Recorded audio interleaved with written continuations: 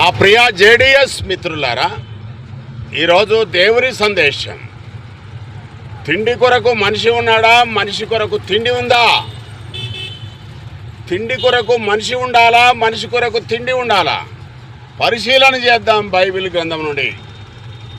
దేవుడు మనిషిని సృజించాడు ఏదైనా తోటలో తన హస్తాలతో.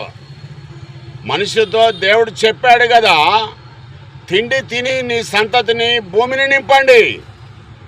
మనుషులకు ఒక ఆజ్ఞ కూడా ఇచ్చాడు దేవుడు, పాపం చేయవద్దు, పాపం వలన మరణం వస్తుంది. ఇక మీరు తిండి తినలేరు.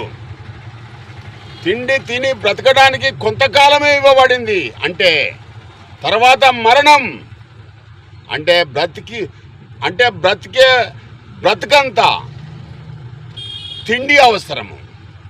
బ్రతికిన కాలము తిండి తింటూ కలగజేసిన దేవునికి ఇష్టడుగా బ్రతికితే, చనిపోయిన తర్వాత జీవితం తిండి తింటూ పాపంతో జీవిస్తే మరణం తర్వాత నిత్య నరకం. తిండి తింటూ కలగజేసిన దేవునికి ఇష్టడుగా బ్రతికితే చనిపోయిన తర్వాత నిత్య జీవితం. తిండి తింటూ పాపంతో జీవిస్తే మరణం తర్వాత నిత్య నరకం. ఏదైనా బ్రతుకు కాలంలో నువ్వు తిండి తింటూ కాలంతో పాటు నడుస్తూ దేవునికి ఇష్టలుగా జీవిస్తే నీ జీవితానికి పరమార్థం. దేవుడు మంచి వారి మీదను చెడ్డవారి మీదను తన యొక్క సూర్యుని, తన యొక్క వర్షాన్ని కురిపిస్తున్నాడు, ప్రకాశింపజేస్తున్నాడు.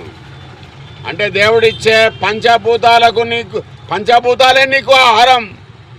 నీవు చెడ్డగా బ్రతికితే వాటి నుండి నిన్ను దూరం చేస్తాడు అని అర్థం. నీతిమంతులు దేవుని రాజ్యాన్ని స్వతంత్రించుకుంటారు అని బైబిల్ గ్రంథం స్పష్టంగా తెలియజేస్తా ఉన్నది.